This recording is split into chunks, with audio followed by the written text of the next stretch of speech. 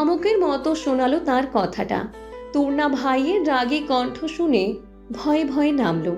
কি হয়েছে ধারণা নেই তার। সে নামার সাথে সাথে অর্ণব সময় ব্যয় না করে নেমে গেল, চাবি ছাড়িয়ে পকেটে পুরে। কি বলছিল আবার বল। গলা শান্ত হলেও শক্ত চোয়াল তার। তূর্ণা তা দেখে আতঙ্কিত হলো। কি হলো, চুপ করে আছিস কেন, কথা বল। অর্ণব তাকে চুপ দেখে ফের ধমক দিলে তূর্ণা গড়গড় করে বলে, নিশান ভাইয়ার সাথে কাল বাইকে করে এসেছিলাম, মানে বাড়ি ফিরেছিলাম। পরশুই তো গেলাম মামার বাড়ি। কাল দুপুরে মা হঠাৎ ফোন দিয়ে মামাকে বলে আমাকে যেন রাতের মধ্যে বাড়ি নিয়ে আসে। আজ সবাই আপুর বাড়ি আসবে তাই, কিন্তু মামা ব্যস্ত ছিল বলে নিশান ভাইয়ার সাথেই পাঠিয়ে দেয়। ভাইয়ের বাইকে করে এসেছি বিকেলে, অনেক স্পিডে চালিয়েছিল, তাই বলেছে ওভাবে। তোমার পছন্দ না হলে আর কখনো বলবো না, প্রমিস ভাইয়া, আজকের মতো ক্ষমা করে দাও। তূর্ণার সব কথা শুনল অর্ণব। চেহারা দেখে যে কেউ বলে দিতে পারবে যে রাগের অনলে মস্তক পূর্ণ তার। নীরবে কিছুকাল পূর্ণ মনোযোগে দেখে তূর্ণাকে। চেহারায় আতঙ্কের ছাপ স্পষ্ট তার। সময় নিয়ে অর্ণব বলে, প্রথম যেদিন বাইকে তুলেছিলাম সেদিন সামনে কয়েকদিন আমি ছাড়া অন্য কাউকে বাইকের সাথে উঠবি না কথা দিয়েছিলি কি? এতক্ষণে তূর্ণা তার ভুল কোথায় তা টের পেল। অন্য কারো বাইকে না ওঠার শর্ত রেখে তাকে বাইকে তুলেছিল অর্ণব ভাইয়া প্রথমবার। আর সেও ভাইয়ের নতুন কেনা বাইকে চড়ার লোভে ফটাফট রাজি হয়ে যায়। কিন্তু সে কথা ভুলেই বসেছিল প্রায়। তূর্ণা ভয়ার্ত নেত্রে তাকায়। এবারের মতো ক্ষমা করে দাও ভাইয়া, আর কখনো এমনটা হবে না, প্রমিস করছি। তূর্ণার নরম গলার কাতর স্বরে অর্ণবের রাগ দমে না। সে অকস্মাৎ বলে, কান ধরে উঠবস কর 10 বার। রাস্তা দিয়ে একে একে শাঁসা করে গাড়ি চলে যাচ্ছে।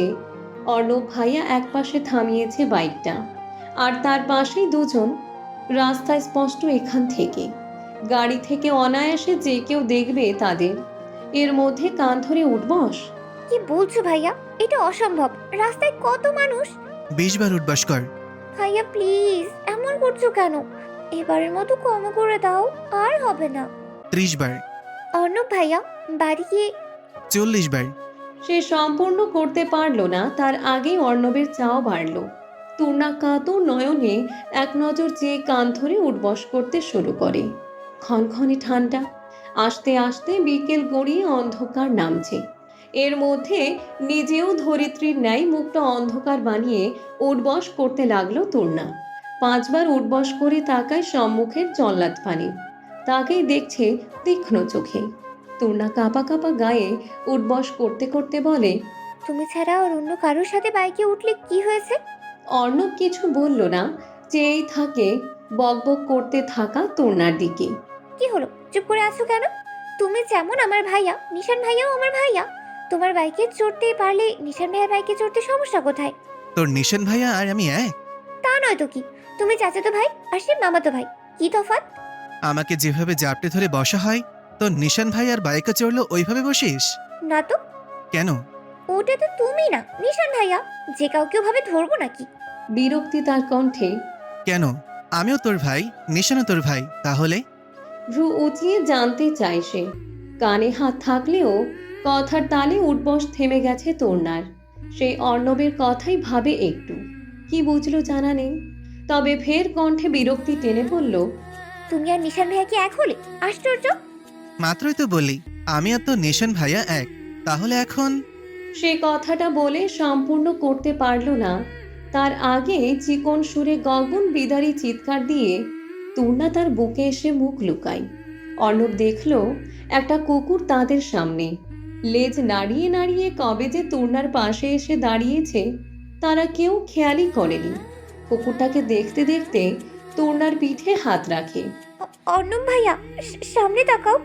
জিপা বের করে দাঁড়িয়ে আছে কুকুর একটা, ওটাকে তাড়াও প্লিজ, এখান থেকে তাড়াও। কুকুর তোকে খেয়ে ফেলছে না, স্থির থাক। কত বড় জিপা দেখো ওটার, পাগল কুত্তা বোধ হয়। অর্ণব তূর্ণাকে কিছুক্ষণ চুপ থাকতে বলে তারপর কুকুরটা নিজেই চলে গেল লেজ নাড়াতে নাড়াতে। তা বুঝে তূর্ণা স্বস্তি নিয়ে সরে আসে। অনেক শাস্তি দিয়েছো, আর না প্লিজ, এবার বাড়ি যাই, আমার খুব শীত লাগছে। তোমাকে মাথা টিপে দিব যখন চাইবে তখন, প্রমিস। অর্ণব চোখ ছোট ছোট করে তাকায়। এই প্রমিস একবার সওদাগর বাড়িতে পা রাখলে ভুলে যাবে তা জানা আছে অর্ণবের। এখন এখান থেকে যাওয়ার মূল লক্ষ্য তরুণার। বুঝেও নিজের হেলমেটটা তার মাথায় পরিয়ে দিয়ে বাইকে ওঠে। তরুণার শীতে গা কাঁপছে বোঝাই যাচ্ছে, তাই হেলমেটটা তাকে দিল যাতে বাতাস কম লাগে। তরুণাও উঠে পড়লে বাইক স্টার্ট দেয় অর্ণব। তরুণা এবারে আরও চাপতে ধরল অর্ণব ভাইয়াকে। রাতে খেয়ে দিয়ে শুয়ে পড়েছে উষসী আর তার মাম্মা পাপা। উষসী সারাদিন অতিথি নিয়ে ব্যস্ত থাকায় রাতে তাড়াতাড়ি ঘুমিয়ে পড়ল। উমরানও চোখ বুজে আছে, ঘুমিয়ে গেছে হয়তো। মৌরির চোখে নিদ্রারা নামতে চাইছে না। এলোমেলো নানান চিন্তা তার মস্তিষ্কে। হাতে মাথার চুলের ক্লিপটা অযথাই হাতে নিয়ে খুঁটিয়ে খুঁটিয়ে দেখছে। একবার পেছন ফিরে কাত হয়ে বাবা মেয়ে ঘুমিয়ে গেল কিনা দেখে মৌরি। দুজনেই তন্দ্রায় বিভোর। ফের মাথা ফিরিয়ে বালিশে রাখে। আপন মনে গুনগুন করে গান তুলে কণ্ঠে। তেমন শোনা যাচ্ছে না। মৌরি নিজের কান অবধি গেল বোধহয় গানের শব্দ। গাইতে গাইতে হঠাৎ অনুভব করল তার দিকে ফিরে আষ্টে পৃষ্ঠে জড়িয়ে ধরেছে তার স্বামী।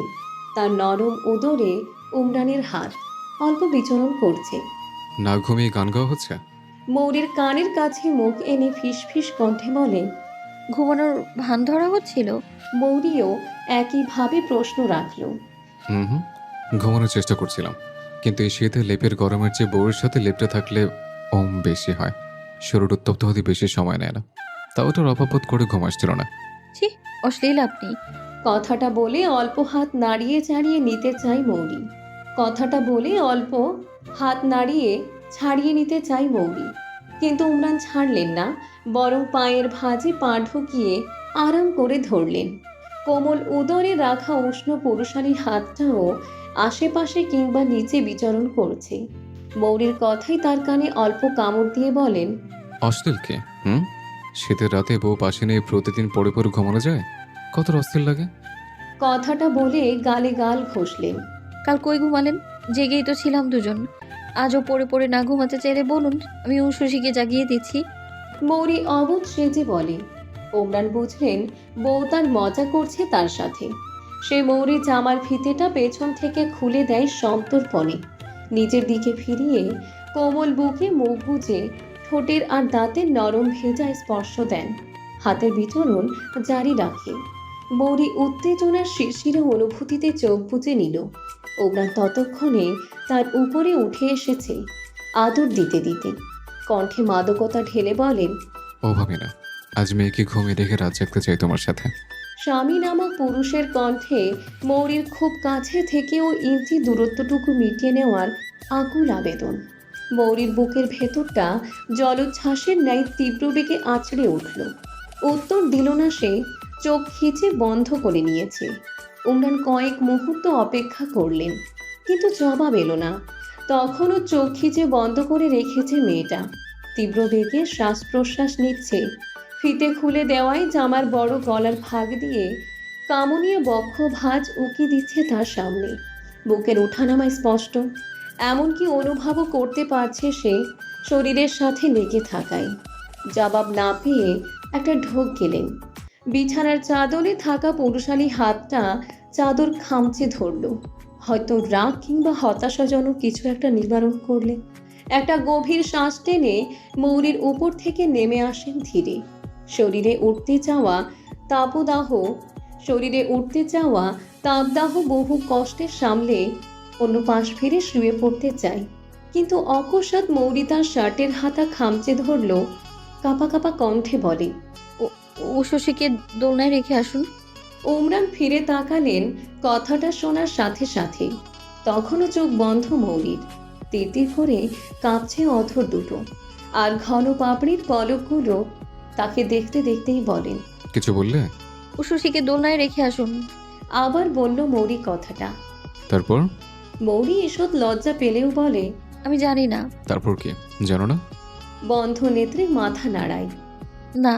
অথচ পলকগুলোর ধীর কম্পন জানান দেয় সবটা বুঝে বলছে মৌরি। ওমরান চোখে হাসলেন তা বুঝে। সময় ব্যয় না করে ধীরে উষসীকে তুলে নিয়ে দোলনায় রেখে আসেন।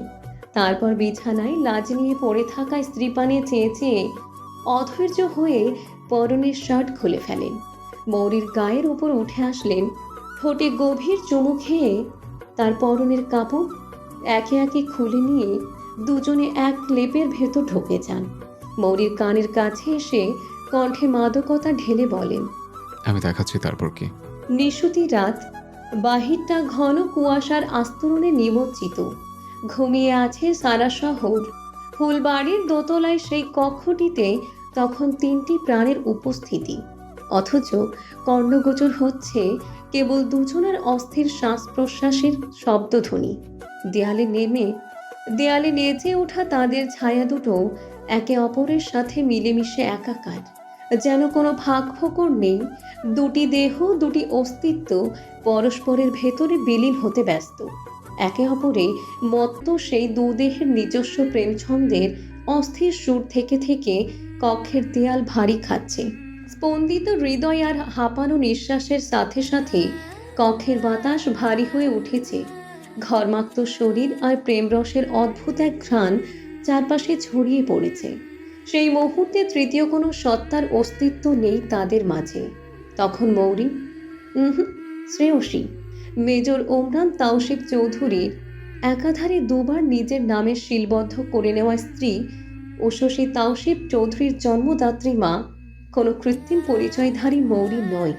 ওমরান যার মাঝে নিজেকে জাহির করছে, যার ভেতর নিজেকে বিলীন করছে, সে শুধু এবং শুধু শ্রেয়সী নেওয়াজ। শ্রেয়সী নিজে তা না জানলেও এটাই চিরন্তন সত্য। শ্রেয়সী ক্লান্ত, স্বামীর প্রেম উন্মাদনার মধুর ছন্দে তাল মেলাতে না পেরে মুষড়ে পড়েছে। ক্ষীণকণ্ঠে বিছানার চাদর আঁকড়ে ধরে ওমরানকে থামতে বলে, কিন্তু ওমরান তখনও ক্ষিপ্র গতিতে নিজের প্রেম পিয়াস মেটাতে ব্যস্ত। কিছু মুহূর্ত পর আত্মতৃপ্তি মিলিয়ে কপালে আর অধরে অন্তিম মিলন স্পর্শ দিয়ে তবেই সে ছাড়ে শ্রেয়সীকে। পাশাপাশি শুয়ে আছে দুজন। সফেদ চাদর গায়ে শ্রেয়সীর বুকে টেনে নিজের সাথে আগলে রাখেন ওমরান। ক্লান্ত শরীর দুটো বিশ্রাম নেই। নীরবতায় কেটে যায় বেশ কিছুক্ষণ। তারপর ক্ষীণ ক্লান্ত কণ্ঠে শ্রেয়সী বলে ওঠে, উশসী হিসেও করে দিল কিনা দেখে আসুন তো, উঠে জেগে যাবে আবার। ওমরানের আঙ্গুল তখন তার চুলের ভাঁজে আলতো করে চলেছে।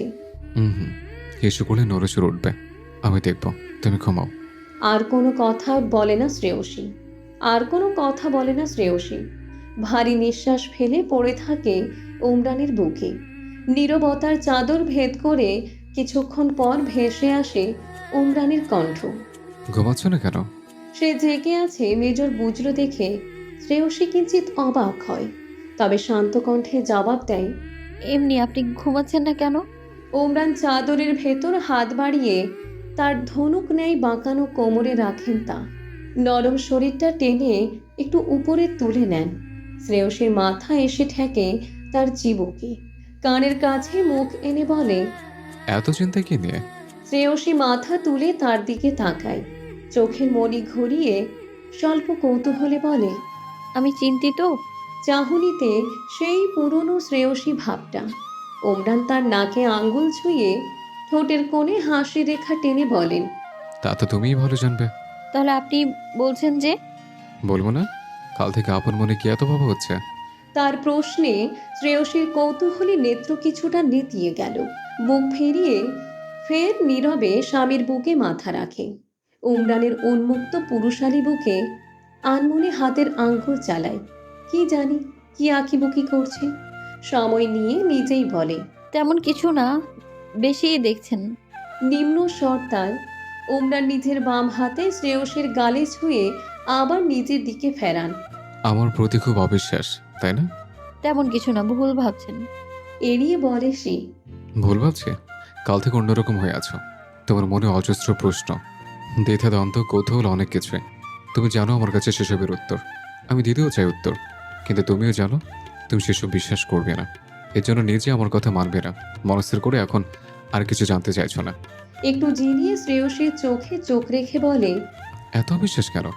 একটু শুনলে কি বলতে চাইছিলে বুঝলে, কি সমস্যা? কোথাও সব শুনলে আমাকে বিশ্বাস করতে না বাধ্য হয়ে যাও, এ নিয়ে ভয় হয়? মানে দাঁড়ালো আমি যা বলবো তুমি জানো তা মিথ্যে না, কিন্তু তাও ঠিক করে নিয়েছো বিশ্বাস করবে না। আবার সব শুনলে বিশ্বাস করে ফেলবে, আবার সব শুনলে বিশ্বাস করে ফেলবে ভয়ে এড়িয়ে যাচ্ছ। অল্প ইঙ্গিত পেয়েও আর জানতে চাইছো না কিছু। এত দ্বিধাদ্বন্দ্ব কেন শ্রেয়সী? তার গালে হাত রেখে কথাটা বলতে বলতে চোখে মুখে আকুলতা ভেসে উঠল ওমরানের। ইঙ্গিত যা পেয়েছ, তারপর মনের ভেতর যা প্রশ্ন জাগছে তা জানাও, উত্তর শোনো। নিজেও ভাবো, যা বলছি তা যুক্তিযুক্ত নাকি অবান্তর। সবটা নির্বিঘ্নে ভাবলে দেখবে নিজের সব জট খুলে ফেলেছ। বাকি কিছু নিয়ে তাও দ্বিধা থেকে গেলে আবার আমার জানাও, আমি মিলিয়ে দিচ্ছি সবটা। আমাকে এখনো বিশ্বাস না হলে যাকে বিশ্বাস হবে তাকে জিজ্ঞেস করো। সদাগর বাড়ির যে কাউকে জিজ্ঞেস করো, সেও যদি আমার হয়ে বলে তাহলে সে মেনে নিতে কিসের দ্বিধা? আমি স্পষ্ট বুঝতে পারছি তুমি এখন কিছু বিষয় বুঝেও স্বেচ্ছায় পালিয়ে বেড়াচ্ছ। কেন শ্রেয়সী? পালিয়ে আর কতদিন থাকবে? আমি তোমার শেষ গন্তব্য। আমি আর আমার মেয়েই তোমার নিজ হাতে গড়ে আবার রেখে যাও গোটা একটা জগৎ। তাদের থেকে পালিয়ে বেড়াবে? শ্রেয়সী বুকে পড়ে থেকে সবটা শুনল। সময় চাই, কিন্তু নীরবতা তখনও তাদের মধ্যে বাসা বেঁধে আছে। ওমরান ভেবেছিলেন শ্রেয়সী এবার অন্তত কোনো প্রশ্ন রাখবে, বিশ্বাস করার কিংবা সে যা বলবে তা ভেবে দেখার নিয়ত রেখে। কিন্তু কোনো শব্দ এলো না বুকের উপর পড়ে থাকা কোমল দেহের মেয়েটির তরফ থেকে। হতাশায় চোখ বুজে গভীর শ্বাস টেনে নিলেন ওমরান। তবে একটু বিরক্ত হলেন না স্ত্রীর উপর, বরং কোমল দেহি মেয়েটার পিঠে থাকা বন্ধন আরও দৃঢ় হলো। বিরক্তির সীমার চূড়ান্ত রেখা পার করলেও এই মেয়েটা তার মন অন্তঃস্থলের রানী, দূরে সরানোর প্রশ্নই আসে না। চোখ বুঝে নেন শ্রেয়সীকে আর জোর না দিয়ে, কিন্তু কিছু সময় যেতেই অকস্মাৎ বুকে তরল জাতীয় পদার্থের স্পর্শে ভেজা ভাব অনুভব করে কিছুটা থমকালেন। সেকেন্ড কয়েক সময় লাগলো কি হচ্ছে বুঝে ওঠার। নোনা জলে ভিজে উঠেছে বুকটা। শ্রেয়সী কাঁদছে। বিচলিত হলো সে। কক্ষে ঘুমন্ত কন্যার উপস্থিতি মাথায় রেখে সংযত কণ্ঠে বলেন, শ্রেয়সী, কি হলো? কাঁদছো কেন? শ্রেয়সীর জবাব এলো না। শ্রেয়সী, কাঁদছো কেন শোনা? কি হয়েছে? আমার কথা কষ্ট পেয়েছ? বলতে বলতে তার মাথা তুলতে চাইলেন, কিন্তু শ্রেয়সী নড়ল না। আরও গভীরভাবে বুকের ভেতর মুখ গুজে ধরল। নিঃশব্দে কাঁদছে সে। নীরব কান্নার মাঝে বারবার কেঁপে কেঁপে উঠছে তার শরীর। উমরানের বুক ভিজে একাকার হয়ে গেল তার অশ্রু জলে। সে অধৈর্য হয়ে ওঠে খানিক। মেয়ে, কি হলো তোমার? আমি খুব সরি শোনা। আর এসব নিয়ে কথা তুলবো না, প্রমিস। তুমি থামো। কোন কথায় কষ্ট পেয়েছো আমাকে জানাও, আমি কান ধরবো, ট্রাস্ট মি। কিন্তু সেই আদুরে স্বরেও শ্রেয়সীর কান্না একটুও কমল না, বরং তার নরম বুক আর পিঠের কম্পন আরও স্পষ্ট জানান দিল ভেতর থেকে কান্নার গতি বেড়েই চলেছে। যেন কাঁদতে কাঁদতে ওমরানের বুকের ভেতর ঢুকে যেতে চাইছে সে। ওমরান নিজে ভেতরে ভেতরে অস্থির হলেও আর কোনো প্রশ্ন করলেন না। শ্রেয়সীকে থামতেও বললেন না। এই কান্না যে গভীর কোনো জায়গা থেকে আসছে তা সে বেশ বুঝতে পারছে, কেবল হেতু অজানা। তাই শ্রেয়সীর কাঁধে থাকা হাতের আলিঙ্গন দৃঢ় করে সময় দিলেন। শ্রেয়সী তখনও অঝরে কাঁদছে, মাঝে মাঝে নাক টানে, মাঝে মাঝে শরীর কেঁপে ওঠে। সময় করায় সে কিছু বলে না। ওমরান ধৈর্য ধরে থাকেন। অবশেষে শ্রেয়সী নিজেই কাঁদতে কাঁদতে ঢোক গেলে মুখ খুলল। আমি জানি সব। ওকে কথা বলতে দেখে হাঁপ ছাড়লেন ওমরান। আজ আলমারির নিচের ড্রয়ারগুলো খুলেছিলাম সব পরিষ্কার করতে গিয়ে। ওমরানের কপালে ভাঁজ পড়ল, কিন্তু মুখে নীরবতা। নরম আলিঙ্গনে জড়িয়ে রেখেছেন স্ত্রীকে। শ্রেয়সী অশ্রু ঝরাতে ঝরাতে আবার বলল, আপনার বিয়ের সব ছবি দেখেছি আমি। আপনার আর আপনার স্ত্রীর একত্রে সব ছবি, উশসী আর ওর মামা পাপার সব ছবি। বলতে বলতেই কেঁপে উঠল সে। থেমে আবার ভাঙা কণ্ঠে বলে, ডক্টরের সব কথা তখন মাথায় ঘুরছিল। আমার নিজেকে কেমন পাগল পাগল লাগছিল। মনে হচ্ছিল মাথাটা ফেটে যাবে আমার। আপনি তখন বাড়িতে ছিলেন না। অনামিকাকে ফোন দিয়েছিলাম, আমার বান্ধবী। সব ছবি পাঠাই, ডক্টরের সব কথা বলি। ও প্রথমে বলতে চাইছিল না, বারবার এড়িয়ে যাচ্ছিল। আমার তখন ইচ্ছে করছিল সব ভেঙে চুরমার করে দিতে। একটু দম নিয়ে আবার বলে, পরে আমার অবস্থা দেখে ও সব সত্যটা বলে দেয়। আমি বাবা মায়ের আসল সন্তান মৌরি সওদাগর নই। ওদের মেয়ে এক রাতে সুইসাইড করেছিল। কাউকে ভালোবাসতো সে। ওর গর্ভে নাকি সন্তান এসেছিল। অনামিকা ওই মৌরিরই বান্ধবী যে মারা গিয়েছে। মৌরির এসব ব্যাপারে কেউ জানতো না, আত্মীয় স্বজন পরিজন কেউ না। সম্মানের ভয়ে বাবা চাচুরা সব কাউকে জানায়নি। সেই মৌরির জায়গাতেই ছিলাম আমি এতদিন। আমার কিছু মনে ছিল না হয়তো তখনও, তাই ওদের মেয়ে হয়েই থেকে গিয়েছিলাম আমি। কণ্ঠ আরো ভারী হয়ে আসে তার, অবিরত চোখের পানি ঝরছে। অনামিকা বলল, এখন আমার যার সাথে বিয়ে হয়েছে সেই আমার স্বামী, আমার সন্তানও আছে। চোখের জল মুছতে না মুছতে সে বলতে থাকে। আমি সব শুনে আর কিছু বলিনি, ফোন কেটে দিই। বিশ্বাস হচ্ছিল না আমার তখনও। মনে হচ্ছিল সবটা স্বপ্ন, অন্য কোনো ঘোরে আছি আমি। স্বপ্ন ভাঙলে ঘোরটাও কেটে যাবে। তারপর উষসী ঘুম থেকে উঠে কাঁদছিল। আমি কি করব ভেবেই পাচ্ছিলাম না। যা যা বুঝলাম তার মানে দাঁড়াচ্ছে ও আমার মেয়ে, অথচ আমার ঘোর কেটে গেলে আবার সব মিথ্যা, এটা আমি জানি। কিন্তু উষসীকে কাঁদতে দেখে এই প্রথম প্রথম দিনের মতো আমার বুকের ভেতর কেমন কাঁপছিল। ও আমার মেয়ে ভেবেই কেমন একটা লাগছিল আমার। আমার মেয়ে আমার থেকে দূরে ছিল এতদিন, আমার ছোট্ট মেয়ে। এখন তো 1 বছর চলছে ওর, তখন নবজাতক ছিল নিশ্চয়ই। আমাকে ছাড়া কিভাবে থেকেছে আমার মেয়েটা। শ্বাস জড়িয়ে আসে তার, ঢোক গিলে আবার বলে। এদিকে স্বপ্ন ভাঙলে সব ঠিক হয়ে যাবে আমি জানতাম। আবার সব ঠিক হলে তবে ফের আগের জগতে। আপনার প্রতারণায় দেয়া এলোমেলো জীবন, স্বপ্নে থাকলে আপনি, আপনার মেয়ে, সব। আমি পাগল হয়ে যাচ্ছিলাম মেজর, পাগল হয়ে যাচ্ছিলাম আমি। বুঝতে পারছিলাম না স্বপ্নে থাকলে স্বপ্নের বাস্তবে এতদিনে সঠিক দিশায় এসেছে আমার জীবনটা। আবার বাস্তবে ফিরলে বাস্তবের বাস্তবতা, স্বপ্নের সব মিথ্যা। তারপর ফের দ্বিধা আর প্রতারক আপনি সহ আমার এতদিনের সুন্দর জীবনের রীতি। দুটো পরিচয় আর কল্পনা বাস্তবের মধ্যে দ্বিধা নিয়েই থাকলাম আমি। কিচ্ছু মেলাতে পারছিলাম না। এর মধ্যে বাড়ির সবাই আসবে জানালে অনেক কষ্টে সব মাথা থেকে ঝেড়ে ফেলি আমি। কিন্তু তখনও অনামিকা যা যা বললো তা মিথ্যা প্রমাণ হয়নি, বরং ওর কথাগুলো ছবিতে যা দেখেছি তা সত্য প্রমাণ করতে ব্যস্ত। আমার ঘোর কাটলো না, ওভাবেই বাড়ির সবার সাথে সময় কাটালাম আমি। ভাইয়াকে জিজ্ঞেস করেছিলাম অল্প একটু। ভাইয়া একবার জোর দিয়ে সেই আগের মতো আমাকে নিয়ে আর দ্বিধা কাটিয়ে দিল। বুঝতাম, বুঝে নিতাম ঘোর ভেঙে গেছে আমার। আসলে এতক্ষণ স্বপ্নে দেখেছি আমি মৌরি। অনামিকা মিথ্যে বলেছে আমার।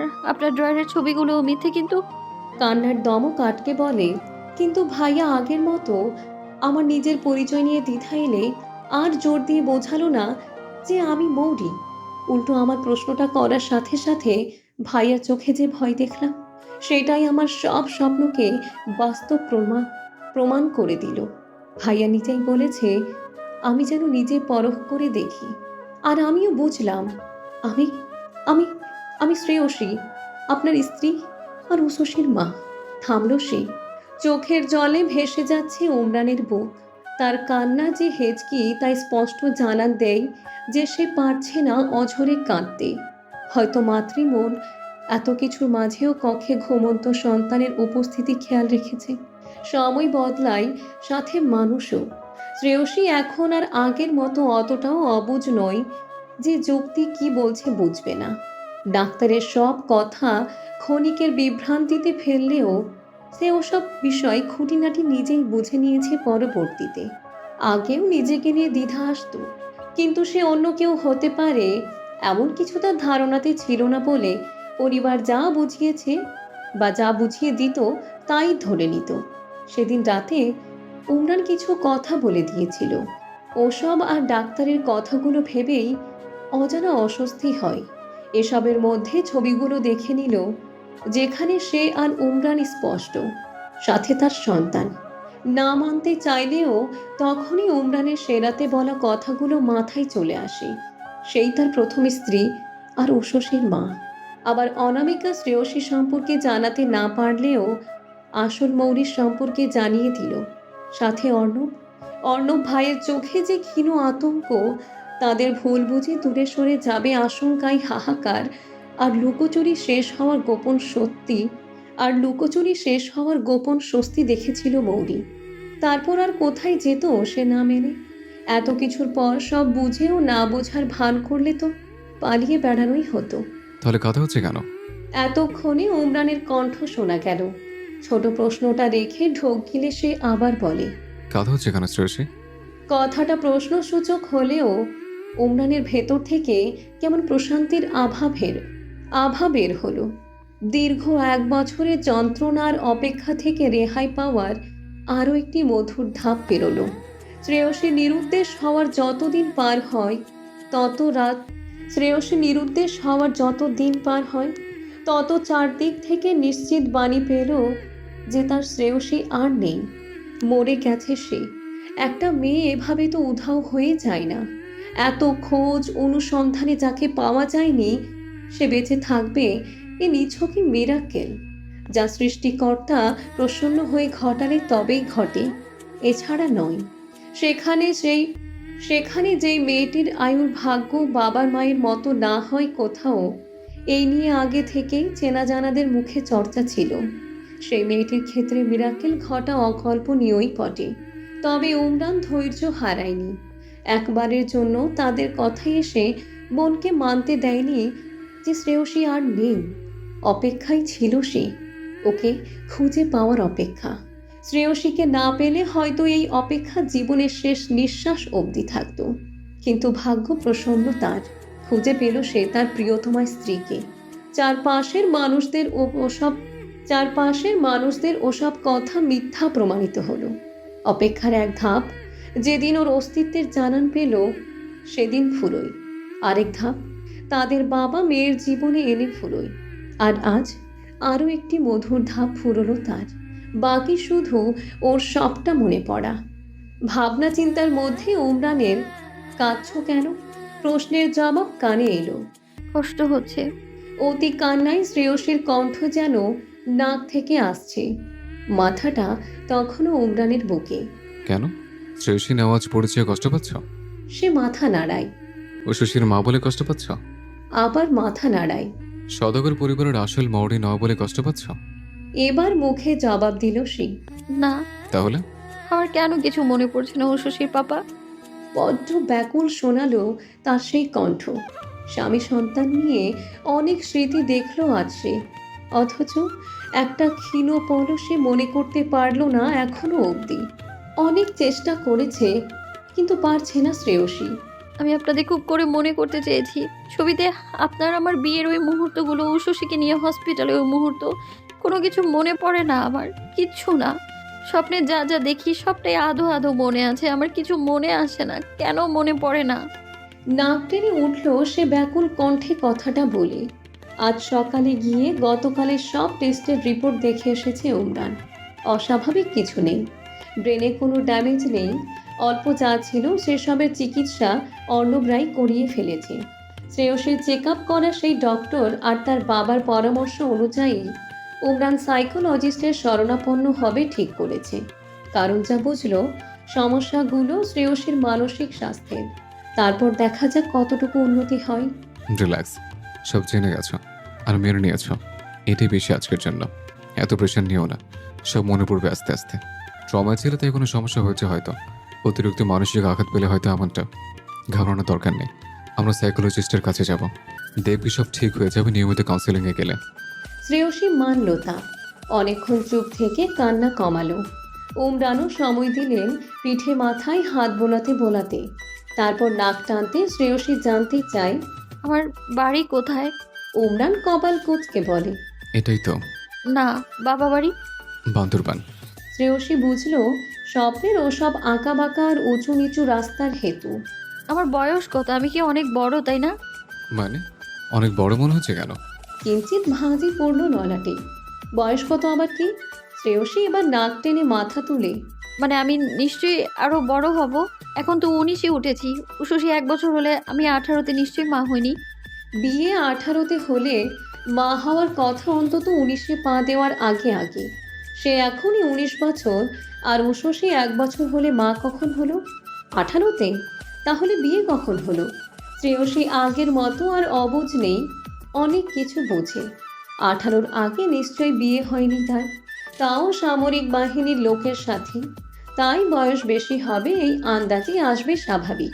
আমাদের বিয়ে হওয়ার 3 মাস পর তুমি 17-তে পা দিয়েছ মেয়ে, আর মা হয়েছে বিয়ে ঠিক 1 বছর পর, আর এখন 19-এ। সব গণনা ঠিক আছে তোমার বয়সও। এত কিছু নিয়ে মাথা ঘামিও না তো, আজকের জন্য বেশি হয়ে যাচ্ছে। মানে বাল্যবিবাহ? তার কথা শেষ হতে না হতেই শ্রেয়সীর বিস্মিত কণ্ঠ কানে আসে। উমরানের বুক থেকে অনেকটাই উঠে গেছে সে। তার চেহারার দিকে তাকিয়ে হতবাক নয়নে চায় সে। উমরান কিছুটা চমকিত হলো। এই মেয়ে কত কিছু মাথায় এনে ফেলেছে। এই বাল্যবিবাহ কথাটা উমরানের কাল, যেন পিছু ছাড়তে চায় না।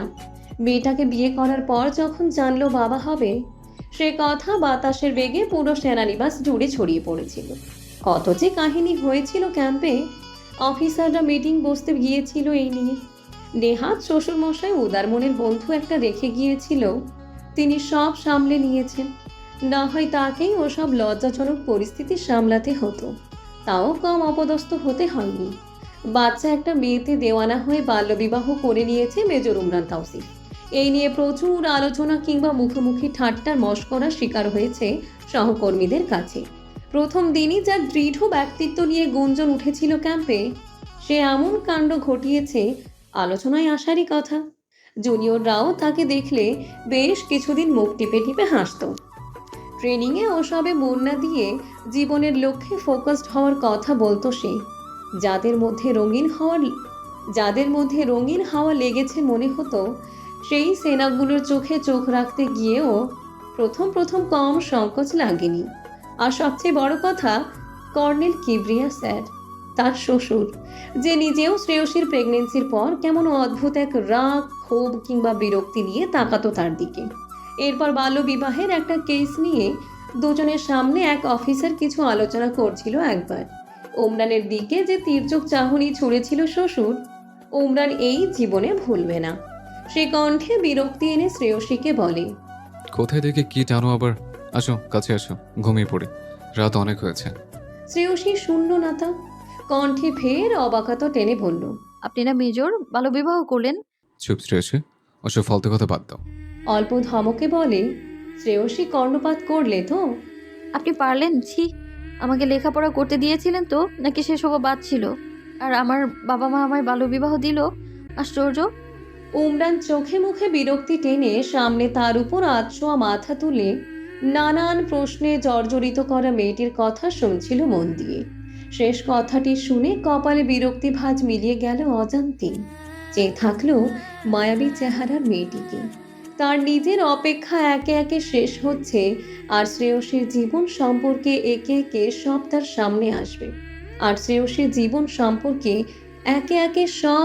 সামনে আসবে। নতুন করে তার নিজের সম্পর্কে জানবে।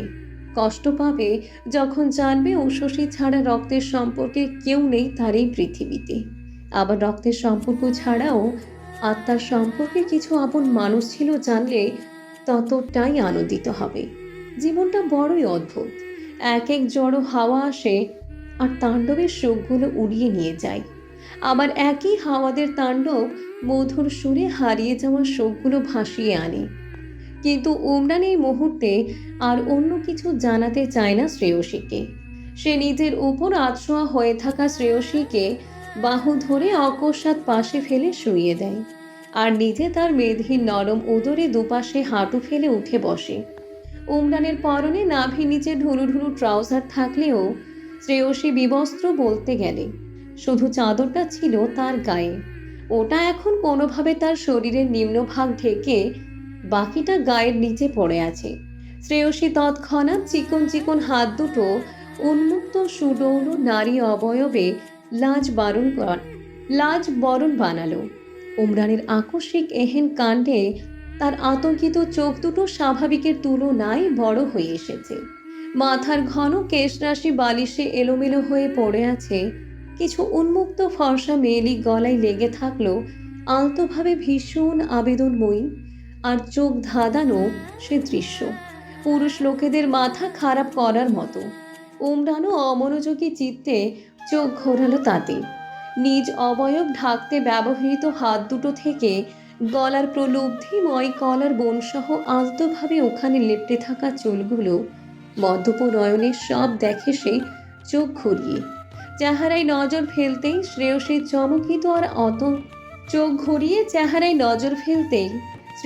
চমকিত আর আতঙ্কিত নয়ন দুটোতে চোখ পড়ল। অমনি মনোযোগ ফিরে তার চোখের তীক্ষ্ণতা এনে বলে, তার মানে শ্রেয়সী নেওয়াজ আজ স্বামীর মিলন আহ্বানে সাড়া দিয়েছে, অতীত জেনে, নয়তো স্বামীকে ফিরিয়ে দিত সে। ধারালো কণ্ঠ তার, যেন এমন হলে বিষয়টা খারাপ হতে যাচ্ছে শ্রেয়সীর জন্য। তবে শ্রেয়সী ওসব মাথায় রেখে সাড়া দেয়নি। তারও যথেষ্ট চাও পাওয়া জেগেছিল উমরানের অমন অনিয়ন্ত্রিত স্পর্শে। তার নিজের শরীরটাও বেহায়া হয়ে উঠেছে মনে হচ্ছিল তার। ব্যাকুল ব্যাকুল লাগছিল শরীরে আরও গাঢ় ছোঁয়া পেতে। আর দেখেছে স্বামীর চাহনিতে কতটা কাতরতা ছিল, যেন ওই মুহূর্তে তাকে না পেলে মরেই যাবে। যেমন ভাবছেন তেমন কিছুই না। তারও যে ইচ্ছে ছিল তা চেপে গেল সে।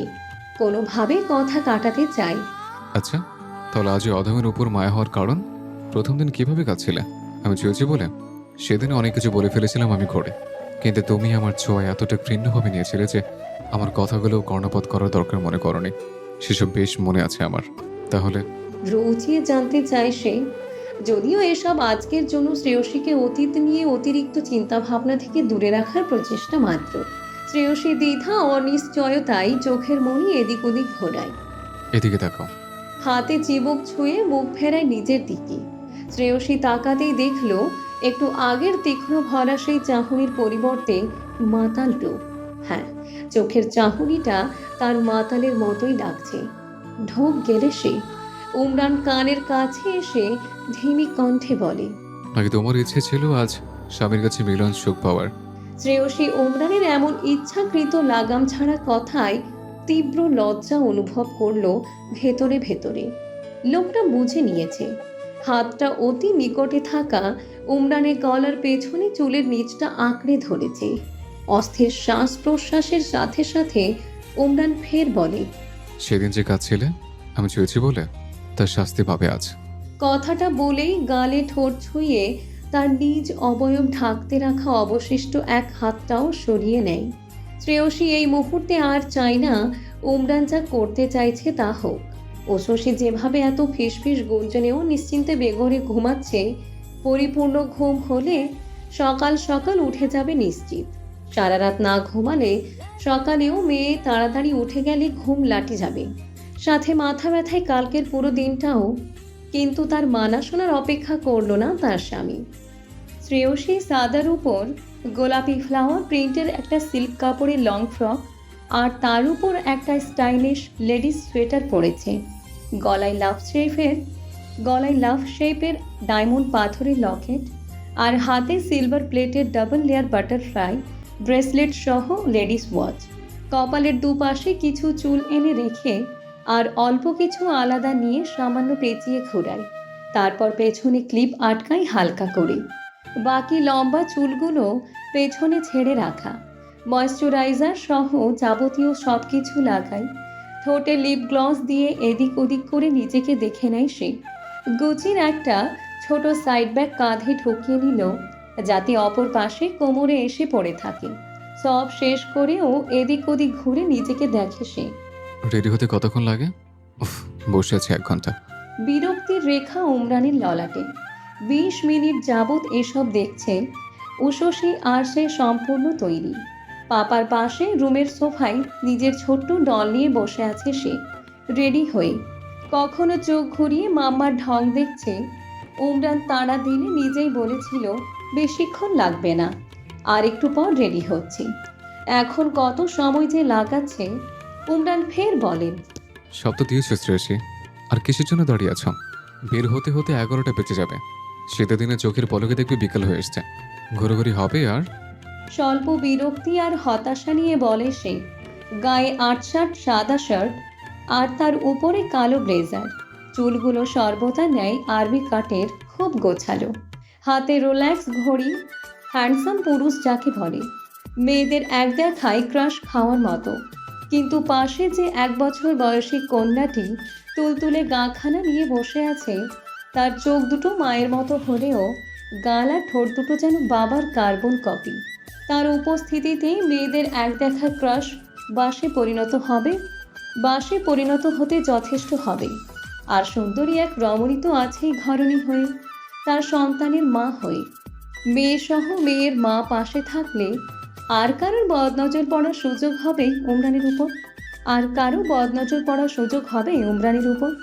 বরং মুগ্ধ হয়ে দেখবে ভালোবাসার চিহ্ন সহ সুন্দর একখানা দম্পতিকে। দাঁড়ান আর 2 মিনিট। কথাটা বলে তাড়াহুড়ো করে আর একটা সামান্য বড় সাইজের ব্যাগ নিল সে। ওতে এক পাশে উশসীর জন্য এক্সট্রা পোশাক নেয়, সাথে নিজের একটি শাল আর টেবিলে রাখা ছোট টিফিন বক্সটিও ঢোকাতে দেখা গেল। পরপর আবার বাবা মেয়ের সামনে এসে পারফিউম হাতের মধ্যে বেশি করে স্প্রে করে। পাপার পাশে সাহেবী সেজে বসে থাকা উষসীর কচি পাতার মতো হাতের কবজিতে আর কানের নিচে গলার দিকটায় নিজের স্প্রে করা হাতটা মেজে দিল। এটা সে বোন তুলিকে দেখে শিখেছে। বাচ্চার গায়ে সরাসরি স্প্রে করে না সে, কেন কি জানি। হ্যাঁ, এবার চলুন। অবশেষে বের হলো তিনজন। শ্রেয়সীকে সব কিছু একদিনই জানানো উচিত হবে না। ভালো মন্দ মিশ্র অনুভূতিতে তার কাছে সব কিছু আবার এলোমেলো লাগতে পারে। এতে ছোটোখাটো যে কোনো মানসিক ধাক্কার সম্মুখীন হওয়ার সম্ভাবনাও উড়িয়ে দেওয়া যায় না, কারণ সে তার অতীতের কিছুই মনে করতে পারছে না। এই অবস্থায় হতাশা কিংবা অজানা খারাপ লাগার অনুভূতি তার স্বাস্থ্যের জন্য ক্ষতিকর হতে পারে। তাই উমরান আজও শ্রেয়সীকে অতীত নিয়ে অতিরিক্ত চিন্তা ভাবনা থেকে দূরে রাখার সর্বাত্মক চেষ্টা করছেন। সারাদিন শ্রেয়সী আর উষসীকে নিয়ে ঘোরাফেরায় ব্যস্ত থাকবে। অবশ্য শুধু অতীত থেকে দূরে রাখতে বললেও ভুল হবে। ছুটিতেই যদি পরিবার নিয়ে আনন্দ ঘোরাফেরা না করে, স্ত্রী সন্তানকে সময় দিতে না পারে, তাহলে সেই ছুটির আর দরকার কি? আজ ধরণীতে মন ভরা রোদ, যা বিগত কয়েকদিন ধরে দেখা যায়নি। যেন অনেকদিন পর সূর্য মামা নিজেই এসে উপস্থিত হয়েছে। শীতের সেই মিষ্টি রোদ মাথায় নিয়ে উমরান স্ত্রী আর কন্যা সহিত গাড়ি নিয়ে বেরোলেন ঘুরতে। শ্রেয়সী সওদাগর পরিবারের সাথে চট্টগ্রাম থাকলেও তার প্রথম এবং শেষ ঘুরতে বের হওয়া ছিল বোনের সাথে কক্সবাজার ভ্রমণ। তাও তুলি অকস্মাৎ অমন ভ্রমণে বৌরিকে যুক্ত করতে বাবাকে অনেক বলে কয়ে রাজি করিয়েছিল। এরপরই শুরু হলো তার নতুন জীবনের মিথ্যা দিয়ে সাজানো গল্পের ইতি। তারা বের হতে হতে প্রায় 11টা বেজে গেছে। সবার আগে যাওয়ার গন্তব্য Pahartali Foy's lake Concord amusement world. গাড়ির জানালা দিয়ে তাকিয়ে মা মেয়ে দেখছিল রাস্তাঘাটের নানান দৃশ্য, জনমানবের ভিড়, স্ট্রিট স্টল, লম্বা বাঁশের কাঠিতে গাঁথা রঙিন ফুল, হাওয়ায় ঘুরতে থাকা মিঠাই কিংবা বাচ্চাদের খেলনার পাখা, কোথাও একগুচ্ছ বেলুন নিয়ে দাঁড়িয়ে থাকা বিক্রেতা। সব মিলিয়ে খুব উপভোগ করলো তারা।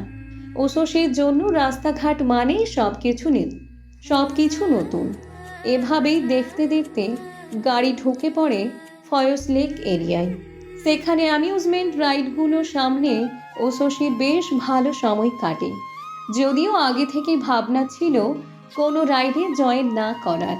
শীতের হাওয়ায় উষসীর ঠান্ডা লেগে যেতে পারে, তবু অন্যদের রাইড দেখে সে ভীষণ আনন্দ পাচ্ছিল। পাপার কোলে গা নাচিয়ে দুলে উঠছে উষসী। কখনো এলোমেলো তালি দিচ্ছে, কখনো আঙ্গুল তুলে শব্দ করে রাইডের দিকে যাওয়ার আগ্রহ প্রকাশ করছে। আবার কাছে গেলেই হঠাৎ দুম করে পাপার কাঁধে মুখ গুজে লুকিয়ে পড়ছে। একটু পর দাঁড়ালে আবার যেতে চাই, কিন্তু চাই না। রাইড শুরু হলেই আবার খুশিতে কোলের ভেতর নেচে ওঠে, যেন চড়ার ইচ্ছা আছে, আবার মনের ভেতর হালকা ভয়ও। এমনই তার কাণ্ড। উষসীর এই আচরণ দেখে শ্রেয়সী নিজেও চোখে মুখে উৎসাহ নিয়ে সবটা উপভোগ করছিল। হঠাৎ সে ডেকে ওঠে, শুনুন, উমরান ফিরে তাকাতেই সে বলে, আমরা জয়েন করি একটাতে। তেমন কিছু হবে না, স্পিড কমিয়ে দিতে বলবেন। নেক্সট রাইডে যাই। কণ্ঠে স্পষ্ট আগ্রহ। মেয়েকে নিয়ে চড়তে চায় সে। আশেপাশে আরও অনেক মাকেই বাচ্চা করে রাইডে উঠতে দেখা যাচ্ছে। উমরান প্রথমে কোনো উত্তর দিলেন না। কপাল কুঁচকে এদিক ওদিক তাকিয়ে কোন রাইডটা নিরাপদ হবে তা যাচাই করলেন।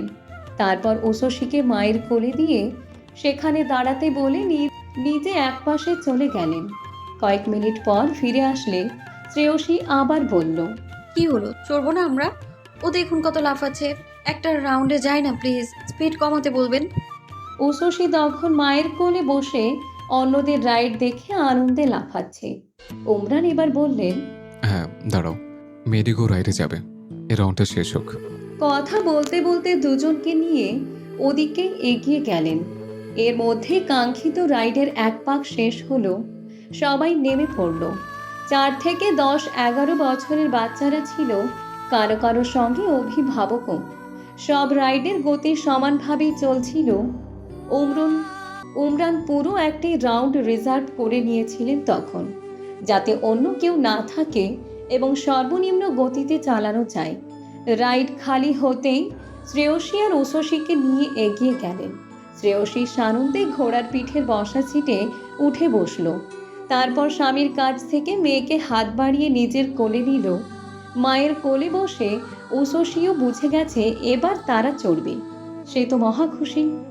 দুজন ঠিকঠাক বসেছে কিনা নিশ্চিত হয়ে তবেই উমরান অপারেটরকে রাউন্ড শুরু করার অনুমতি দিলেন। একেবারে নিম্ন গতিতে চলছে। ঊষসী আনন্দে ওখান থেকে হাত নাড়িয়ে নাড়িয়ে আপ্পা পাপা করে বাবাকে ডাকছে। ওদিক থেকে ঘুরে আসার সময় হয়তো সে চড়ছে তা দেখাতে চাইছে পাপাকে। উমরান হেসে উঠলেন মেয়ের ইঙ্গিতে। আমার আম্মা পাপার কোলে যা, মামার সাথে চড়ছে। বাপ্পা চলো দেখি, পাপুর অনেক ভালো লাগছে। আদুরে স্বরে মেয়েকে সাড়া দিতে দিতে ফোন বের করে ছবি তোলেন। মা মেয়ের রাইড ভিডিও করেন। সে মায়ের কোলে আনন্দে লাফাচ্ছে এক প্রকার। রাউন্ড শেষ হলে ঊষসীর আগ্রহ দেখে আবার কার রাইডে গেলেন উমরান সহ। শ্রেয়সীর জোড়াজুড়িতেই যেতে হলো তাকে, কিন্তু বিপত্তি হলো ঊষসীকে নিয়ে। সে আগেরটা ঠিকমতো উপভোগ করলেও কার রাইডে চড়তে সময় অকস্মাৎ ভয় পেয়ে কেঁদে উঠল। বাবার কাঁধে শক্ত করে পড়ে থাকে, শব্দ তুলে কাঁদতে কাঁদতে, যেন কেউ নিয়ে যাচ্ছে তাকে। কি আশ্চর্য, একটু আগেও তো ঠিক ছিল। বাবার সাথে রাইড পেয়ে ন্যাকো হয়ে গেল নাকি? মাঝ রাইডে নেমে যেতে হয় তাদের। নেমে বাবা মায়ের আরও আদর সোহাগ নিয়ে তবেই ক্ষান্ত হলো সে। দুপুরের আগ অবধি সময়টা ওখানেই কাটে। তারপর আশেপাশের একটা রেস্টুরেন্টে গিয়ে লাঞ্চ সেরে নিল। ঊষসীর খাবার নিজে বানিয়ে টিফিন করে নিয়ে এসেছিল শ্রেয়সী। তাকে ওসবই খাওয়ায়। জিরিয়ে ফের বের হয় তারা অন্য গন্তব্যের উদ্দেশ্যে। এবার যাবে ক্যান্টনমেন্ট সংলগ্ন এলাকায়। আধ ঘন্টার মতো লাগলো পৌঁছাতে। সবার আগে একটা ক্যাফেতে ঢুকে তারা উমরানের কয়েকজন পুরনো বন্ধুর সাথে দেখা করে ক্যাফেতে। তারা ট্রেনিংয়ের পুরো সময়টা জুড়ে একসাথে ছিল। এরপর এক একজনের এক এক জায়গায় পোস্টিং হলে আলাদা হয়ে যায়।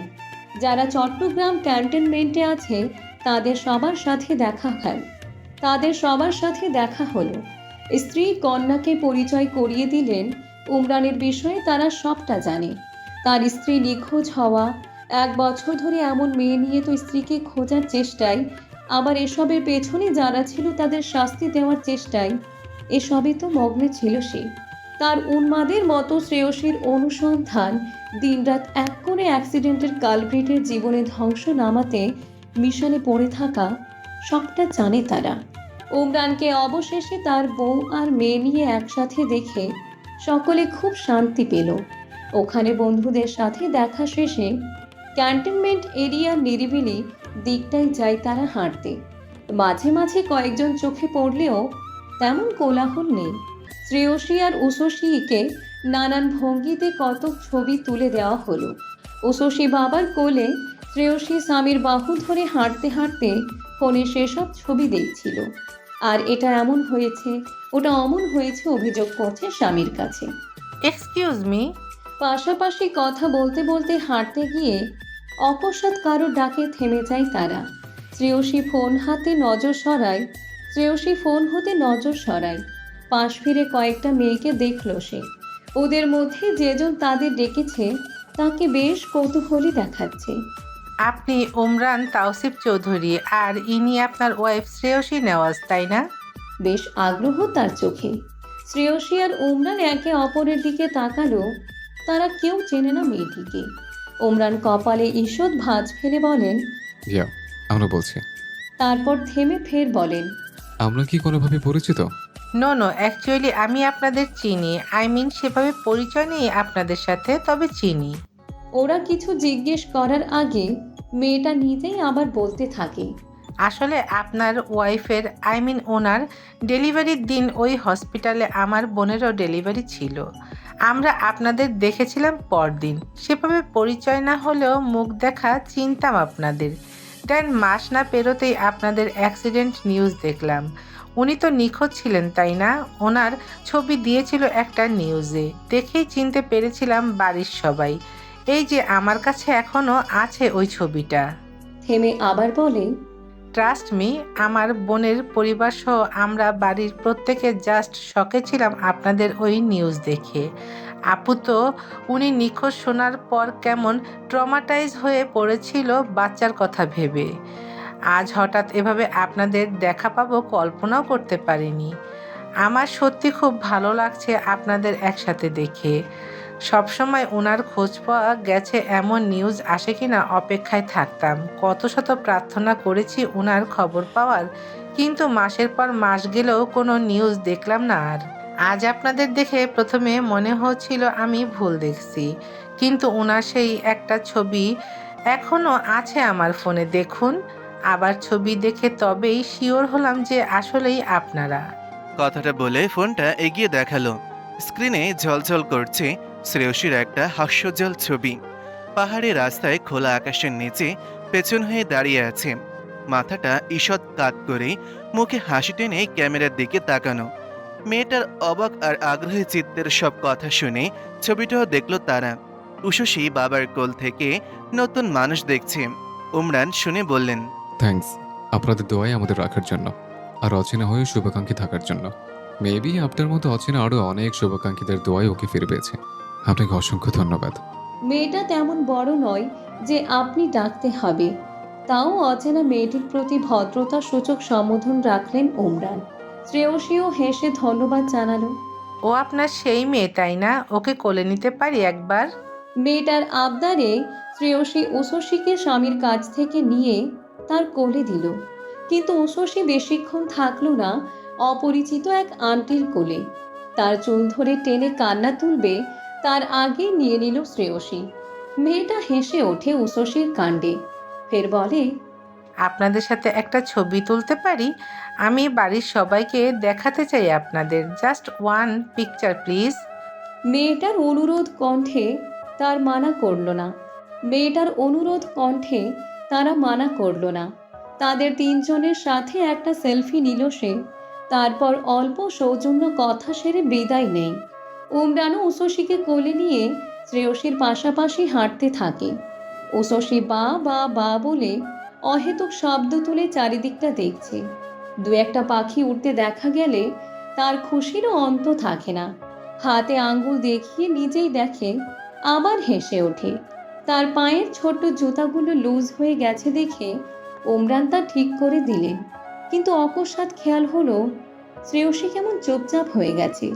চেহারা দেখে কেমন থমথমে লাগছে। উমরান কিছু জিজ্ঞেস করবে তার আগে শ্রেয়সী নিজেই বলে, মেয়ে মানুষ দেখলে বেশি মিষ্টি করে কথা বলতে ইচ্ছে করে, তাই না? মানে কি বলছো? কপালে ভাঁজ ফেলে জানতে চায় সে। বুঝতে পারছে না কথার মানে। মানে মেয়েটার সাথে এত গুছিয়ে সুন্দর করে কথা বলার কি দরকার ছিল? হ্যাঁ, পাশের মেয়েগুলো কোলে, উষসীকে পাশে, আমাকে দেখে ও কেমন করে আপনার দিকে তাকিয়েছিল দেখেননি আপনি? আপনি চুপ থেকে ওর সাথে কথাগুলো আমি বললে কি বিশেষ ক্ষতি হয়ে যেত? হ্যাঁ, থমথমে কণ্ঠ তার। উমরান হতভম্বই হলো বটে। সে তো শুধু ওই মেয়েটাকেই খেয়াল করেছে যার সাথে কথা হয়েছে। পাশে আরও মেয়ে যে ছিল চোখেই পড়েনি তেমন। অন্য কেউ ছিল শুনে কারা দেখতে পেছনে মাথা কাত করে তাকাতে চাইবে তার আগে শ্রেয়সী বলে, আবার ওদিকে ফিরছেন কেন? আশ্চর্য! কানের কাছে ধমক কণ্ঠে অকস্মাৎ চমকিত হয়ে ফেরে সে। এখনো সবটা বুঝে উঠতে পারছে না কি থেকে কি কারণে এত রাখছে মেয়েটা। মেয়েগুলোর এমনিতেই চোখ বের হয়ে যাচ্ছে আপনাকে দেখতে দেখতে, আবার এই লোক পেছন ফিরে তাকাচ্ছে, সিগন্যাল দিচ্ছে। শ্রেয়সী নিজেও চমকিত নয়ন, ওদিকে ফিরতে চাইছে আবার। অবাক হবে না? উমরান ওকে এত হাইপার হয়ে যেতে দেখে বলেন, আচ্ছা রিল্যাক্স, আমি জাস্ট আরও কেউ ছিল শুনে কৌতূহল থেকে দেখছিলাম, নাথিং এলস। শ্রেয়সী অল্প বিরক্তি আর নারাজগি ধরে রেখে চোখ ফিরিয়ে সামনে তাকায়। তা দেখে উমরান ফের বলেন, আরে বলছি তো, এত কিছু খেয়াল করিনি আমি, নাহলে কোনো কথা বলতাম না। আর ওরা দেখলেও বাকি, আমাকে যেমন দেখছে তেমন কোলেরটা আর পাশেরটাও নিশ্চয়ই দেখেছে। So relax, they are nobody. তাও চুপ থাকলেও শ্রেয়সী নীরবে কদম ফেলতে থাকে। চারদিকে মানুষজন নেই তেমন। দু একটা ছেলে আর অল্প দূরে ওই মেয়েগুলোই আছে, ছবি তুলছে। কখনো বা এদিকে তাকাচ্ছে তা শ্রেয়সী জানে। উমরান ওকে নিশ্চুপ দেখে মুড এখনো খারাপ নাকি বোঝার চেষ্টা করছিল। এর মধ্যে শ্রেয়সীর আনমনা কণ্ঠ কানে আসে। আচ্ছা, আমায় যদি আর খুঁজে না পেতেন? অকস্মাৎ উমরানের চেহারার ভাবভঙ্গি বদলাতে দেখা গেল। এসব ভাবছো কেন হঠাৎ? না, এমনি। আমায় যদি আর খুঁজে না পেতেন তাহলে কি হতো? উষসী আমায় ছাড়া বড় হয়ে যেত। আমার চেহারাটাও মনে থাকতো না ওর, তাই না? থেমে আবার বলে, তারপর বড় হয়ে অন্যদের মায়ের ভালোবাসা পেতে দেখলেও খুব কষ্ট পেত। আচ্ছা, আপনি কি ওর জন্য সৎমা এনে দিতেন মেজর? উমরানকে জবাব দেওয়ার সময় না দিয়ে নিজেই আবার বলে, 1 বছর নানা কারণে অপেক্ষা করেছেন, কিন্তু আরো 1 বছর কেটে গেলে কি আবার বিয়ে করে নিতেন না? আপনারও তো বউয়ের দরকার পড়তো, কিংবা উষসীর জন্য মা দরকার ভেবে হলেও তো বিয়ে করে নিতেন, তাই না? তারপর নতুন সংসার, নতুন আনমনে নানান কিছু বললেও শেষ কথাটা আর সমাপ্ত করতে পারল না সে। নরম ওষ্ঠা ধরে কারো দাঁতের কামড়ে চিনচিনে ব্যথায় থেমে যেতে হয়। নোনতা স্বাদ পাচ্ছে মুখে। দাঁতে কামড়ে রক্ত বের করে দিয়েছে। শ্রেয়সী হাতের আঙ্গুলে ঠোঁট ছুঁয়ে ব্যথাতুর নয়নের সম্মুখে স্বামী পানে তাকায়। আশ্চর্য, কিভাবে কামড় দিল হঠাৎ? বাবা মেয়ে দুটোই তার খুব কাছাকাছি। উষসী এমন দৃশ্যে মজা পেয়েছে। খিলখিলিয়ে হেসে উঠল সে। শ্রেয়সী মেয়ের থেকে চোখ সরিয়ে আশেপাশে তাকায়। ওই মেয়েগুলো তো দেখছেই, সাথে ততক্ষণে দূরের ওই কয়েকটা ছেলেও এদিকে চলে এসেছিল। ওরাও দেখে নিয়েছে। কেমন চোখ ঘুরিয়ে ঘুরিয়ে দেখছে। সে অল্প লাজে নজর সরিয়ে সামনে তাকায়। নাক ফুলিয়ে বলে, কি করলেন এটা? সবাই কি ভাবছে? আর আমি কত ব্যথা পেলাম। পাগল হয়ে গেছেন আপনি? উমরান গাম্ভীর্য ধরে রেখে রাগী দৃষ্টিতে ওকেই দেখছিল। ওর প্রশ্নের জবাবে দাঁতে দাঁত চেপে বলে, বেশ করেছি, আবার দেব। বলতে না বলতে বাঁ হাতে তার গলাটা ধরে ঈষৎ উপরে তুলে নিয়ে ফের কামড় বসায়। উষসী নিজেও বাবার সাথে সাথে মায়ের দিকে হেরে যাচ্ছিল। সে আবার এমন হওয়ায় খুশিতে অল্প তালি দিয়ে ওঠে। তোমাকে খুঁজে না পেলে আমি আমার জীবনের শেষ নিঃশ্বাস অব্দি অপেক্ষা করতাম। আজ দিলাম এই প্রশ্নের জবাব। সামনে থেকে যেন এই প্রশ্ন আর যা যা অগ্রিম চিন্তা করলে ওসব মাথায় না আনা হয়, বুঝছো? গম্ভীর কণ্ঠ তার। শ্রেয়সী বুঝল তার স্বামী রেগে গেছে, কিন্তু আশপাশের ছেলে মেয়েগুলোর সামনে এমন পরিস্থিতিতে পড়ায় তার লজ্জায় কোথাও লুকিয়ে যেতে ইচ্ছে করছে। সে উমরানের বুকেই মুখ গুজে খানিকটা কাছে এসে বাহু ধরে মিনমিনিয়ে বলে, আচ্ছা, আর বলবো না। এখন এই জায়গা থেকে যাই প্লিজ। ওরা কিভাবে দেখছে? এখন সময়টা বিকেল। তারা ক্যান্টনমেন্ট এরিয়া থেকে বের হয়ে টাইগার পাস রাউন্ড রুট বেয়ে সোজা জামাল খান চলে এসেছে। সেখান থেকে চোরাগি পাহাড় মোড়, চট্টগ্রাম শহরের সবচেয়ে বড় ফুলের বাজার। এটা মূলত পাইকারি বাজার। ছোট বড় মিলে মোট ৬২টি দোকান আছে এই বাজারে একাধারে। ফুলপ্রেমী শ্রেয়সীকে এই ফুলের হাট দেখানোর চেয়ে অন্য কিছু দেখানোতে বেশি আনন্দ দেবে বলে মনে হয় না উমরানের। তাই নিয়ে চলে এলো এখানটায়। সরাসরি রাস্তার পাশে ছোট বড় দোকানগুলো আছে প্রায় শতাব্দী ধরে। চট্টগ্রামের ঐতিহ্যবাহী ফুলহাট। দুই পাশে গুচ্ছ গুচ্ছ ছোট বড় দোকানগুলোতে ফুলের বাহারি রঙের সমুদ্র। জুঁই, চম্পা, সূর্যমুখী, রজনীগন্ধা, মালতী, চামেলি, অর্কিড, গোলাপ, জবা, লিলি, পলাশ, গাঁদা কোনোটাই বাদ নেই। দোকানগুলো সব সাজানো ছোট কাঠের বা টিনের ঘর। ফুলগুলো টাঙানো, সাজানো, ঝুলানো কিংবা ঝুড়ি ভরে দোকানের সামনে রাখা। হাওয়ার সঙ্গে সুবাস ছড়াচ্ছে চারপাশে। শ্রেয়সী হতবাক এই দৃশ্য দেখে। সে জানতো না এমন কোনো ফুলের রাজ্য আসলেই আছে এই শহরে। মেয়েকে কোলে নিয়ে হেঁটে হেঁটে দেখছে সে সবটা। কখনো ঝুলিয়ে রাখা ফুলগুলো ছুঁয়ে দেয়। ইস, এত সুন্দর চারপাশটা। বাজারের মাঝে রাস্তা বেয়ে কয়েকটা সাইকেল আর ভ্যান যাচ্ছে, যেগুলোতে পেছনে গুচ্ছ গুচ্ছ করে অনেকগুলো ফুল আর ফুলে বুকে নেওয়া। কি যে সুন্দর সে দৃশ্য! স্বপ্ন স্বপ্ন লাগছে তার। ঘুরে ফিরে হতবাক নেত্রে দেখে সে সবটা। উষসী নিজেও মায়ের চেয়ে কম বিস্মিত নয় কোনো অংশে। উমরান পকেটে হাত গুজে তাদের পেছন পেছন হাঁটছে। বিকেল হয়ে আসায় ঠান্ডা লাগছে। পেছন থেকে শ্রেয়সী দুপাশে হাত বাড়িয়ে কোলে থাকা কন্যার মাথার টুপি ঠিকঠাক করে দিল সে। একটা দোকানের সামনে দাঁড়িয়েছে তখন তারা। শ্রেয়সী ফুলগুলো ছুঁয়ে দেখে বলে, আপনাকে ধন্যবাদ। আমি এমন জায়গা আসলেই আছে জানতাম না, ভীষণ ভালো লেগেছে। উৎফুল্ল আর চমৎকৃত কণ্ঠ তার। ফের যুক্ত করে বলে, এত সুন্দর চারপাশটা, ইস, ঘ্রাণটা শুকে দেখুন না একবার। বলে সে নিজেই চোখ বন্ধ করে চারপাশ থেকে শ্বাস টেনে ঘ্রাণটা শুষে নিল। অকস্মাৎ কারো ব্যথাতুর কণ্ঠে শ্রেয়সী চোখ খুলে আতঙ্কিত হয়ে পেছন ফিরে সাথে সাথে ঘাবড়ে গেল সে। উমরান একটা লোকের সাথে ধস্তাধস্তি করছে, লোকটার হাতে ছুরি। তাদের খুব কাছেই উমরান ধস্তাধস্তি করে ধাক্কা দিয়ে লোকটাকে তাদের কাছ থেকে কিছুটা দূরে নিয়ে গেল। শ্রেয়সী বুঝল তাদের উদ্দেশ্যে খারাপ মতলবে ছুরি ব্যবহার করতে চেয়েছে লোকটা। হৃদয়টা কেঁপে উঠল তার। কোমর থেকে নিয়ে উশসীকে বুকে লাগিয়ে নিল সে।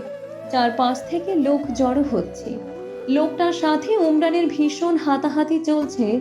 শ্রেয়সী আতঙ্কে একটু কাছে এগিয়ে আসে, চিল্লিয়ে বলে, হ্যালো বন্ধুরা, এই গল্পের পরবর্তী পর্ব খুব শীঘ্রই আমাদের চ্যানেলে আপলোড করা হবে। ততক্ষণ আমাদের চ্যানেলের অন্য কোনো গল্প এনজয় করুন।